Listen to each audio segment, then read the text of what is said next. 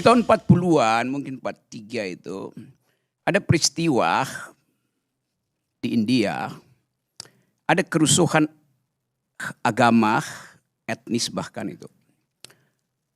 Antara Hindu yang mayoritas dan Islam yang minoritas.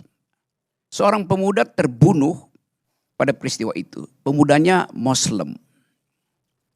Peristiwa ini diterangkan oleh Amartya Sen di dalam bukunya, dan kita ingat bagaimana kita memahami sesuatu yang kita sebut politik identitas. Tokoh ini dia udah 3 hari ada di dalam rumahnya bersama istrinya dan seorang bayi, keluarga Muslim, warga negara India. Dia nggak bisa keluar rumah karena dikepung oleh radikal Hindu. Bayangkan situasi itu. Dia miskin. Padahal bayinya perlu susu. Lalu dia ambil risiko. Dia keluar rumah. Dia diuber oleh mayoritas Hindu. Lari ke sebuah rumah tetangga.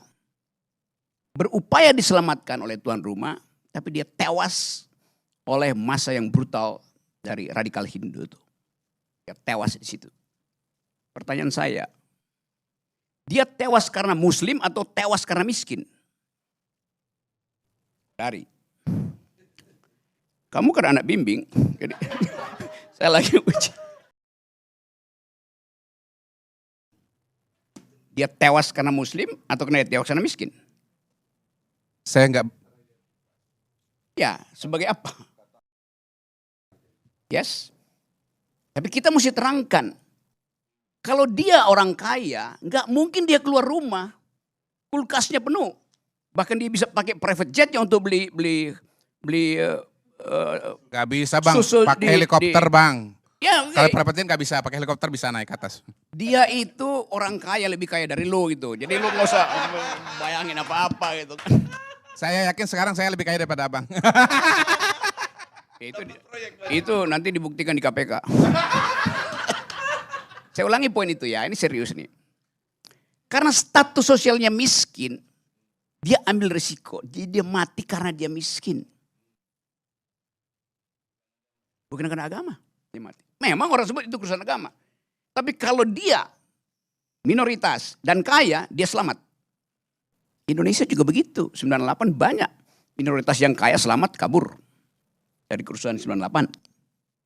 Jadi ada variabel lain di situ, bukan sekedar variabel ras segala macam, ada variabel kelas di situ. Itu poin pertama. Poin kedua, saya dengar tadi Pak Jokowi bicara tuh bahaya. Bahaya, kita bisa bayangkan dulu bahayanya dulu ya. Tapi kemudian beliau tambahkan, kita akan ada orang yang memanfaatkan itu. Ini udah insinuasi, siapa yang akan memanfaatkan? Tentara. Kartosuwiryo. Aidit, siapa? Jadi istilah itu aja udah menimbulkan kecemasan. Siapa? Cina, Amerika. Jadi Pak Jokowi bicara sebagai politisi di situ, bukan sebagai negarawan, kendati itu forum negara. Karena dia menakutkan sesuatu yang dia juga nggak tahu tuh apa tuh. Akan diporak-porandakan, akan ada yang menyusup segala macam. Siapa?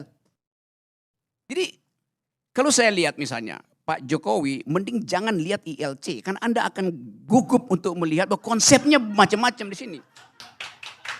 Dia pasti nggak ngerti. Sekarang saya buat mengerti dulu ya. Saya buat mengerti dulu. Kata identitas dipakai Pak Jokowi. Kita juga pakai kata itu. Apa sih itu identitas tuh? Siapa di sini yang punya identitas? Identitas itu di dalam bahasa aslinya, bahasa Yunani, artinya dia yang sudah mati. Karena cuma orang mati yang bisa diidentifikasi. Itu etimologinya begitu. Arya Bima identitasnya Soekarno. Apa selamanya begitu? Belum tentu. Karena dia masih hidup, dia masih berubah. Kodari. Apa identitas 3 periode? Pasti begitu. Jadi soal itu yang gagal kita bicarakan. Pak Jokowi denger doang politik identitas, di dalam kepalanya Islam, selesai. Karena nggak paham itu. Yang nggak paham yang salah bukan Pak Jokowi, lingkungannya yang brief dengan cara yang buruk. Itu akibatnya kalau bergaul dengan orang dungu. Yes. Saya terangkan itu lebih lanjut. Sekarang saya lanjut ya. Perlahan-lahan aja. Sesuatu disebut sebagai identitas karena direkognisi. Dalam politik, identitas itu timbul karena direkognisi. Supaya kita selamat dari kedunguan yang menganggap identitas itu final. Enggak. Identitas itu ada kalau orangnya final, artinya udah mati dia. Baru dia kita tahu identitasnya tuh. Selama dia hidup, aroma politiknya Bung Choi ini, Ustadz Choi ini berubah-ubah. Dari pro Ahok sekarang dia menganggap Ahok ada kesalahan di situ. Biasa itu. Pro Anies sekarang. Biasa aja. Kok dari pro Prabowo sekarang masih pro Prabowo. Jadi secara ensiklopedia kata identitas itu hanya mungkin terjadi kalau orangnya udah mati. Itu intinya. Nah sekarang untuk menyelamatkan kekacauan konseptual itu dibikin istilah lain, politics of recognition. Dalam kategori itu identitas dianggap dihidupkan karena direkognisi. Nah itu yang menyebabkan kasus di Kanada misalnya, dia pakai politik multikultural, di kita multikultural. Tetapi mesti diingat, sesuatu disebut multikultural kalau dia punya efek elektoral, hanya itu. Intinya tuh. Kalau Anda punya identitas sesuatu nggak punya efek elektoral, nggak akan disebut sebagai politik multikultural. Baca Will Kim Lika, baca Charles Taylor segala macam. Itu pentingnya baca, jangan kerja aja. Jadi bangsa ini didirikan oleh orang yang membaca buku. Sehingga tadi yang terangkan oleh Fahri, mestinya kita perkakas yang ditinggalkan bangsa ini itu otak. Pikiran kita pakai. Teruskan perdebatan konstituan itu. Teruskan percakapan tentang masa depan itu. Nah Pak Jokowi nggak ada di situ. Pak Jokowi nggak tahu masa lalu, nggak tahu masa depan. Coba kita fair, coba tanya Pak Jokowi. Apa yang Pak Jokowi tahu tentang yang diterangkan oleh Fahri? Nol. Apa yang diterangkan Egy itu tentang masa depan, harapan. Rock ini memang sok tahu benar-benar. Saya tahu semua memang. Karena itu saya terangkan. Kan tadi kita berupaya untuk mendengar. Lama-lama oligarki intelektual juga dia. Ini apa relevansinya nih saudara? Lanjut. Oke, lanjut sekarang ya. Saya ambil sekarang bagian yang oke, kita bicara masa depan sekarang. Kita ingin masa depan kita dihasilkan oleh pemilu yang bermutu, right? Oke. Pak Jokowi juga bilang begitu, pemilu mesti bermutu tuh. Bagaimana pemilu itu bisa bermutu? Ada pertengkaran pikiran di dalam kampanye. Itu intinya tuh. Seorang pemimpin, dia harus mampu untuk menghasilkan konsep yang visioner.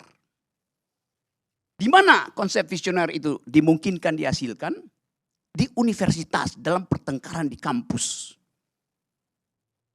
Tetapi, kata Pak Jokowi, jangan bawa politik ke kampus. Dia nggak ngerti masa depan artinya. Masa depan itu ada gagasan, pikiran. Kampus dilarang untuk memperdebatkan politik. Lalu di mana kualitas perdebatan itu? Nggak ada. Satu poin ya. Poin kedua, seorang tidak cukup dia punya intelektualitas, dia juga punya moralitas itu. Di mana bagian itu diuji? Di rumah ibadah. Tapi nggak boleh menguji presiden di rumah ibadah. Jadi Pak Jokowi mau bilang pemimpin ke depan itu nggak perlu intelektualitas, nggak perlu moralitas. Cukup elektabilitas. Nah, itu urusannya Kodari. Survei aja. Jadi kita mensurvei sesuatu yang pemimpin kita hasil survei, bukan hasil pertengkaran akademis, bukan hasil moral clarity. Karena di tempat di mana pertengkaran pikiran harusnya diwujudkan, justru dilarang, yaitu kampus. Di tempat di mana moralitas diuji, justru dilarang, yaitu masjid, gereja, rumah ibadah. Di mana otaknya? Jadi dari awal kita tahu bahwa pemilu pasti nggak bermutu. Poin terakhir. 75 hari kampanye. Salah.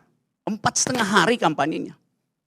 17 partai ingin membuktikan visinya itu masuk akal. Selama 70 hari. 70 bagi 17, 4,5 hari. Apa yang mau diharapkan dari pertukaran pikiran selama 4,5 hari? Yang diharapkan adalah amplop. Rakyat nunggu amplop. Jadi pemilu ini didesain untuk menghasilkan orang yang tidak berpikir dan orang yang hanya menagih amplop. Itu intinya. Nah, karena itu saya anggap bahwa ini refleksi kita supaya kita nggak sekedar ditipu oleh juru bicara yang disewa oleh istana untuk membodohi kita. Ini forum kejujuran gitu.